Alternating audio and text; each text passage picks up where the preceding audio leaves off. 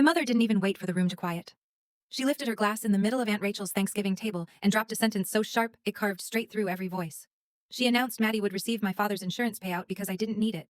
No pause, no shame, just a public decision delivered like I was barely related. Forks froze. Conversations died mid-word. Even the candles flickered as if startled. I kept my expression calm, but something inside me snapped into place, something she never expected me to use against her. Before I go any further, tell me where you're watching from. And hit like and subscribe if you've ever been blindsided by your own family. Stories like this don't explode out of nowhere, they build in the quiet in the places no one pays attention to. Stay with me. This is where everything begins to crack open. I didn't grow up in a loud house. Ours was the kind of quiet that didn't soothe, it pressed. Every step had an echo. Every word had consequences. My mother, Victoria Lane, never yelled. She didn't need to. She controlled with silence timing, and that sharp, disappointed inhale she used like a weapon. Maddie never felt that weight. She moved through our childhood like light, warm, bright, easy to adore. I wasn't angry at her for it. Even as a kid, I knew she didn't ask to be the favorite. She just happened to grow in the soil our mother watered most. One memory has stayed with me longer than it should, the smell of roasted chicken and lemon, Dad's favorite. Maddie and I sat at the table, legs dangling. Mom carved the chicken, placing the softest pieces on Maddie's plate without even glancing at mine. By the time she reached me, only the dry edges were left. Dad looked at me with a small apologetic smile like he knew he should say something, but didn't know how. That was the first time I understood what it felt like to be invisible. As the years went on, that feeling didn't fade, it multiplied. When I won a district writing award, my parents came to the ceremony. I stood on stage holding the certificate, heart pounding with pride. But afterward, Mom took more pictures of Maddie in her dress than of me with my award. That night, I heard her on the phone bragging about how pretty Maddie looked under the stage lights. She didn't mention my name once. By 16, I'd learned to make myself small. Maddie's sweet 16 party had balloons, fairy lights, and half the neighborhood dancing in our backyard. My mom put a frozen pepperoni pizza on the counter and said, "We're saving money this month. You understand?" Understanding had become my role in the family, automatic, unspoken, expected. Dad was the only place where life felt balanced. In the garage among oil cans, sawdust, and the constant buzz of his old radio, he treated me like I belonged. He'd hand me a wrench, teach me the difference between bolts and screws, let me sit beside him while he tuned the Chevy. One night he paused, mid-work, gave me a serious look and said, "Honesty in paperwork is honesty in life. Harper, never sign anything you don't understand." I didn't know why he said it, not then. I just nodded and kept passing him tools.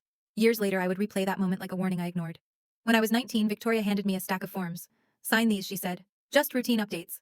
I asked what they were for. "It's just paperwork," she answered, smiling that too smooth smile she used whenever she needed obedience, not questions. So I signed. Every page. Because she was my mother. Because I didn't know better. Because she relied on my trust more than my voice. It wasn't until years later, working in Denver scanning documents for inconsistencies, that I recognized the small insurance logo at the corner of those forms. That was the first bruise I realized she'd left. A bruise I'd carried so long it blended into my skin. I tried to convince myself the email was a glitch. Insurance companies misfile documents all the time. Maybe it wasn't about us, but the phrase irregularities in the submitted signature clung to me like cold breath on glass. By noon the sun had shifted across my apartment wall, but the dread stayed exactly where it was, right under my ribs. 2 days later another message arrived. Not automated this time. It was from Ms. Davenport. She asked for verification. She mentioned multiple submissions. And then she said the address tied to the claim, my mother's house in Seattle. My stomach went tight. "Who's listed as beneficiary?" I asked during our call. She didn't hesitate. "Madison Lane." Not me, not the equal split Dad always insisted on. Just Maddie. I didn't speak for several seconds. When I did, my voice didn't sound like mine. "There's also an attempted update from last year," she added softly. "It didn't go through, but it raised flags. An entire year earlier." My breath stilled. Nothing about Mom's choices surprised me anymore but the planning, the foresight, the deliberate nature of it. That struck deeper than anything she'd ever said or withheld. By the time Thanksgiving drew near, sleep felt like something other people got. Every night I replayed moments from childhood, but instead of fading, each memory sharpened. Patterns I used to step around had become obvious. Her favoritism, her control, the way she shaped Maddie into a fragile symbol and me into a tool. 5 days before the holiday, I flew to Seattle early, not for family, not for nostalgia, but for proof. Seattle greeted me with cold rain and the sharp scent of pine. It was the kind of weather that felt honest, no pretense, no warmth it couldn't offer. I drove straight to our old house. The garage door groaned when I pushed it open, releasing the smell of oil and damp concrete. Everything looked smaller than I remembered: Dad's workbench, the old paint bucket I used as a seat, the pegboard where he hung his tools. I wasn't sure what I was looking for until I found it. A box pushed far under the bench. Inside, manuals, receipts, and a folder labeled estate planning, updated. My hands shook as I opened it. Dad's real beneficiary change form, signed 6 months before he died. Split exactly 50-50. His handwriting, the rounded, steady kind that never changed, stared back at me like a truth he tried to leave behind. He had protected us both. He'd trusted us to protect each other. But he never counted on Victoria rewriting his decisions the moment he wasn't there to stop her. I sat on the cold concrete rain, tapping lightly on the garage roof, and for the first time in a long time, I didn't feel invisible. I felt angry. Not the loud kind. The cold, clarifying kind. The kind that says, "This ends." But even then, part of me hesitated. I didn't want Maddie hurt. I didn't want her pulled into a storm she never created. Then I remembered something from years ago. A thunderstorm. Two little girls hiding under a blanket. Maddie whispering, "I don't want to be the favorite." It feels scary. Back then, it sounded dramatic. Now it sounded like prophecy. I folded the form carefully, slid it into my jacket, and drove to Aunt Rachel's house with a truth I knew would change everything. And Victoria had no idea it was already in my hands. Thanksgiving week arrived with a strange tension in the air, like the world was holding its breath. I wasn't thinking about revenge, not yet. What I wanted was clarity, something my mother never gave willingly. With Victoria, every truth came wrapped in performance. And the closer the family gathering got, the more frantic her performance became. 3 days before Thanksgiving, I went to her house without warning. The sky over Seattle was a washed-out gray, the kind that made everything look colder than it was.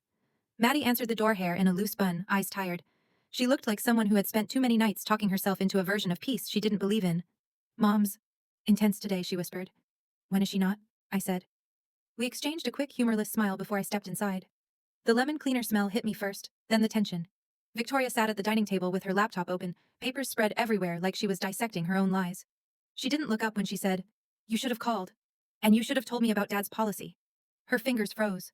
Only for a second, but enough to confirm she knew exactly why I was there. "It's just paperwork, Harper." There it was again. The phrase that had followed me since I was 19. The cage she built her control inside. Before I could respond, her phone buzzed. She snatched it up too quickly, stepping away as she answered in a voice that wasn't for family, it was for manipulation. "No, she won't check. Don't worry." She thought she was whispering. She wasn't. Maddie's eyes widened. Panic, recognition, fear. When Victoria hung up, she acted like nothing had happened. But I'd heard enough, and so had Maddie. That night, I stayed at Aunt Rachel's instead of my hotel. Her house smelled like cinnamon and old wood, a contrast to my mother's sterile lemon cleaner world. Rachel poured me tea, listening without interrupting, her eyes sharp in the way only someone who's watched years of dysfunction from the sidelines can be. "She's been desperate since your father died," Rachel said. "Control makes her feel safe. Safe from what reality?" The next morning, as I walked into the kitchen for coffee, Evan stood by the counter staring at an iPad like it had insulted him. The glow from the screen made his expression look even more serious. "What's going on?" I asked. He turned the iPad toward me. It was already open. I wasn't trying to snoop. It was Victoria's email. Her insurance portal was still logged in. A message in the sent folder caught my eye, dated the exact day Dad died. A failed attempt to change the beneficiary.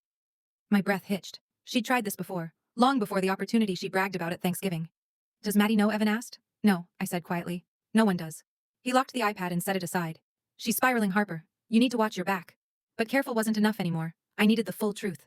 Later that afternoon, Maddie called asking to meet at a cafe by the water. Rain streaked the windows, turning the view into a watercolor blur. She sat down, wringing her hands. "I didn't know Mom filed anything," she said immediately. "I swear, I believe you." She exhaled shakily. "But I heard her. The day after I moved back home. She told someone, make sure Harper's name doesn't show up. I thought it was about my divorce. I didn't want to make things worse." Her voice cracked. "I'm sorry." A piece of me softened, not because she apologized, but because she finally saw what I had lived with my whole life. As we walked back to our cars, she stopped me. "I don't want money tied to lies," she whispered. "I don't want anything that hurts you." For the first time, she wasn't the son our mother worshipped. She was just Maddie, hurting honest and trying to stand on her own. And Victoria had no idea her perfect narrative was slipping out of her hands. What I didn't know then was just how far she was willing to go to get it back. Thanksgiving morning arrived with that unnerving stillness, the kind that doesn't feel peaceful, just tense, like the air is bracing itself for impact. Aunt Rachel's house was warm and bright, filled with the smells of roasted garlic, turkey skin crisping in the oven, and cinnamon bubbling on the stove. But none of it reached me. A storm was pacing somewhere behind my ribs. I kept replaying everything: the failed claim attempt from the day Dad died, the phone call Mom whispered, Maddie's shaking confession.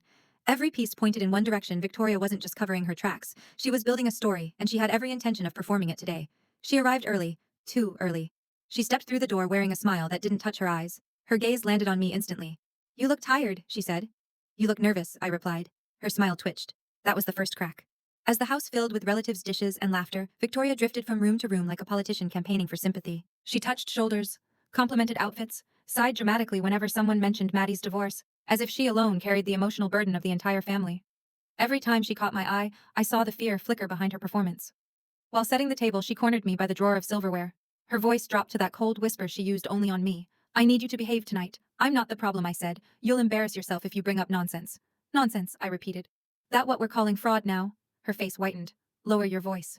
But I didn't need a raised voice. Victoria was terrified of whispers, not shouts. As guests took their seats, Maddie hovered near the porch door, hugging her arms. I stepped outside with her. The cold hit instantly. "I don't know if I can sit through this dinner," she said. "You don't have to protect her anymore," I told her. "She did this alone." Maddie nodded, though her eyes shimmered with the kind of grief you get when a truth you never wanted is finally undeniable. Inside, Uncle Brian was telling some over-the-top story, waving his fork like a conductor. Evan caught my eye again and gave a slight nod, our unspoken signal that he was watching Mom too. Then something shifted. Victoria took the head seat at the table. Not unusual on holidays. But the way she sat, spine straight, shoulders squared, chin lifted, felt like a declaration. A claim. A throne. She tapped her wine glass lightly, testing how much attention she commanded. People turned. Conversation softened. Maddie's breath hitched. Aunt Rachel froze mid-step. Evan leaned slightly forward. It was all happening exactly the way Victoria scripted it in her head. Her hand trembled as she adjusted her bracelet, and for the first time I wondered whether she was nervous because of guilt, or because she knew she was about to lose control in front of everyone she'd spent years performing for. Dinner dragged on painfully. Every topic was a landmine. When someone mentioned finances, Victoria's fork paused in midair. When somebody joked about family secrets, her smile cracked. When relatives praised Maddie for surviving her messy divorce, she forced a smile so strained it almost collapsed. Her eyes kept darting toward me, checking, waiting, bracing. I wasn't angry. Anger would have been easy. What I felt instead was clarity, cold, focused, icy in a way she didn't know how to handle.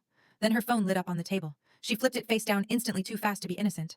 A hush fell, not from suspicion, but from the tension she couldn't hide anymore. She was unraveling, and the people she needed to impress saw it. The shift in the room was small but unmistakable. The air thickened. The distance between her words and the truth grew too big to ignore. The perfect image she'd curated for years, devoted mother, tireless protector, was cracking in real time. And she knew it. By the time dessert plates were set on the table, Victoria was barely holding it together. The facade was slipping edge by edge, and she didn't have enough performance left to cover the truth waiting in my jacket pocket. What none of us realized yet, not even me, was how violently everything she tried to hide was about to rip open the moment she stood up to make her announcement. Dinner had barely found its rhythm when Victoria tapped her glass again, this time with purpose. The clean, sharp ring sliced through every conversation like a blade. The room fell quiet. Chairs stilled. Even the hum of football commentary from the living room seemed to fade, as if the whole house was holding its breath. Victoria rose slowly, smoothing the front of her blouse with shaky hands. She hoped no one noticed. But I noticed. Everyone noticed. "I want to say something," she announced, voice pitched higher than usual, stretched thin, with nerves masquerading as pride. Maddie stiffened beside me. Aunt Rachel leaned back, already suspicious. Evan set down his fork, eyes locked on Victoria with a sharpness that suggested he expected trouble. Victoria lifted her wine glass as though she were performing a toast at an anniversary party. "These past months have been incredibly hard on Maddie," she began.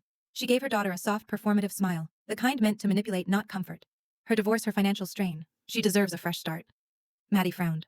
"Mom, what are you?" But Victoria cut her off, turning her attention to the entire table, like an actress stepping into her spotlight. "So," she said, her voice swelling when the opportunity came, "I did what any mother would do." Something inside me tightened, cold and steady. She inhaled, lifted her chin, and delivered the line she had been rehearsing in her head for weeks. "As of this week, Maddie is the sole beneficiary of your father's supplemental insurance policy." The room froze. A collective silence hit so hard it felt physical. Forks hung midair. No one blinked. Even the candles flickered as though recoiling from the words. Maddie's voice cracked. "Mom, what policy?" "You never said anything," Victoria cut her off again, sharper this time. "It's handled. And Harper understands. She always did." That was it. The line she should never have touched. I pushed my chair back. The wooden legs scraped against the floor, a long dragging sound that made half the table flinch. I stood slowly, calmly. "No," I said. "Explain it, since you're suddenly so transparent tonight." Her face drained. "What are you doing?" she whispered. I placed my phone on the table screen, glowing with a subject line that pulled a murmur from the room. "Pending review. Irregularities detected." "This is from the insurance company," I said. "They contacted me because they're investigating the claim. The claim you filed. You're misunderstanding. For a claim to process," I continued. "Someone has to sign. Someone has to list a beneficiary. Someone has to pretend the other daughter isn't alive." Gasps, whispers, eyes widening around the table. Victoria shook her head too quickly. "Harper, stop." But I wasn't done. I reached into my jacket, pulling out the folded document I found in Dad's garage. My hands didn't shake. Hers did. "This is Dad's real beneficiary update, signed 6 months before he died. Equal split, 50-50. The room erupted in whispered disbelief. Maddie covered her mouth. Evan muttered a low, "Holy hell." Aunt Rachel's expression hardened like stone. Victoria's voice broke. "Where did you get that?" "Where Dad left it," I said. "In the garage. In a place you never bothered to look because you thought you could rewrite his decisions after he died." Her mask shattered, fear, guilt, desperation breaking across her face all at once. Then Maddie stood, shaking, eyes glossy, but voice firm. "I don't want money built on lies," she said. "Not from Dad, and not from you." Victoria collapsed back into her chair, breath punched out of her. No more performances. No more scripts. No more control. Just truth, raw and blinding, in a room that had finally stopped protecting her. And in that silence, something inside me shifted. Not triumph, not satisfaction. Power. The quiet kind, the kind built not from revenge but from truth, finally said out loud. The house didn't return to normal after that. Not the way holiday homes usually do, buzzing with laughter, forks scraping plates, cousins sneaking extra pie. This time everything felt suspended, like the room was trying to figure out what to do with the truth, now hanging in the air. People avoided eye contact, the way you avoid broken glass, carefully, quietly, pretending you don't see the sharp edges. Aunt Rachel hugged me tighter than she ever had, whispering, "You did what no one else could." Evan gave me a silent nod, the kind men use when words aren't strong enough. Maddie found me on the porch. Cold air wrapped around us, sharp enough to sting. She didn't speak at first. She just stepped forward and hugged me, really hugged me, arms locked, like she was holding on to something she was scared to lose. I'm sorry, she said into my shoulder, for believing everything she said. For thinking you didn't care. You weren't supposed to question her, I said. She made sure of that. Maddie wiped her eyes with the sleeve of her sweater. I'm moving out. I can't live in a house where everything is pretend. There was no weakness in her voice this time. Just clarity. Just choice. 2 days later, I was back in Denver unpacking my overnight bag in the quiet of my apartment. The real beneficiary form, Dad's handwriting steady and familiar, went into a folder in my desk. Not as ammunition, not anymore. As closure. That afternoon, my phone rang. Ms. Davenport. We completed our review, she said. The payout will be divided exactly as the original update stated, equally, just as your father intended. I breathed out slowly. There's something else, she added. Papers rustled lightly. We discovered another claim attempt from last year. Not the same documents, not the same signature. Whoever filed it, they prepared for this long before the official submission. My pulse slowed. Cold. Controlled. Too familiar. Would you like us to send everything? I looked out the window, the Denver skyline dipped in gold. Yes, I said. Send it. Because if there was another layer to this, another lie, another signature, another person involved, I wasn't done. Not even close. If you've ever felt like the outsider in your own family, you're not alone. Sometimes the deepest cuts don't come from enemies, they come from the people who swore they loved you. And sometimes the only way to break the cycle is to finally speak the truth they never expected you to say out loud. If any part of my story hit close to home, tell me in the comments. I read every one. And don't forget to like and subscribe because this story isn't over. Not for me. And maybe not for you either.